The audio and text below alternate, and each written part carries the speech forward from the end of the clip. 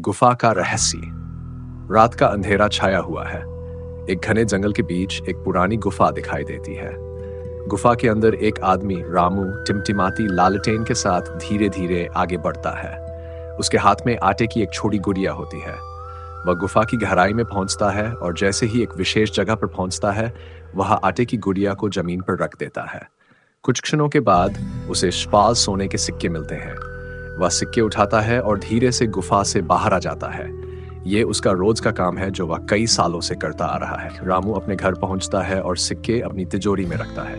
उसका बेटा मुकेश इस प्रक्रिया को देखते हुए बड़ा हुआ है। एक रात मुकेश रामू से पूछता है, बाबा, आप रोज ये सोने के सिक्के कैसे लाते हो? रामू उसे गुफा का रहस्य बताता है। बेटा, इस गुफा में एक पुराना श्राप है। मैं वहां रोज एक आटे की गुड़िया लेकर जाता हूँ और उसी के बदले मुझे सिक्के मिलते हैं। पर याद रखना, सिर्फ एक गुड़िया ले जानी है, ज्यादा नहीं। साल गुजरते जाते हैं और रामू अब बूढ़ा हो गया है। वह अब खुद गुफा में जाने में असमर्थ हो रहा है।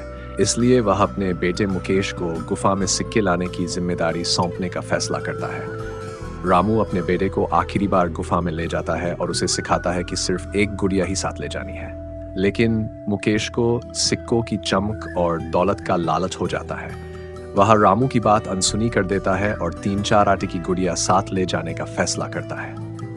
रामू मना करता है, बेटा, ऐसा मत कर। श्राप से बचने का एक ही तरीका है, सिर्फ एक गुड़िया।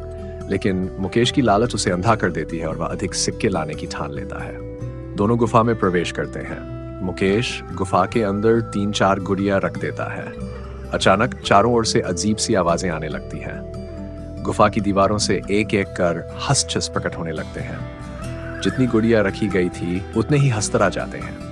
उनके लंबे पंजे, तेज दांत और लाल जलती हुई आंखें गुफा में भयानक माहौल बना देती हैं। हस्तर चारों ओर से घेर लेते हैं। रामू घबराया हुआ अपने बेटे को समझाने की कोशिश करता है। मैंने तुझे कहा था लालच मत कर, लेकिन अब बहुत देर हो चुकी है। हस्तर मुकेश पर टूट पड़ते हैं। उसकी चीखें गुफा के अंदर गूंजने लगती हैं। रामू असहाय होकर देखता रह जाता है, लेकिन उसे खुद को बचाने का एक ही रास्ता नजर आता है, बिना कोई सिक्का लिए गुफा से बाहर भागना। गुफा के बाहर निकलने के बाद रामू निराश और टूट चुका होता है। उसकी आंखों में आंसू होते हैं और वह खुद को कोसता है कि उसने अपने बेटे के खिलाफ पर्याप्त चेतावनी क्यों नहीं दी। रामू को समझ आ जाता है कि गुफा का श्राप कभी समाप्त नहीं होगा और लालच हमेशा विनाश लाता है। अंतिम संदेश। ये कहानी बताती है कि लालच का परिणाम हमेशा विनाशकारी होता है। रामू के बेटे की मौत उसके लालच और गुफा के श्राप की वजह से हुई, और ये इस बात की चेतावनी है कि कभी भी शॉर्टकट से दौलत कमाने की कोशिश नहीं करनी चाहिए।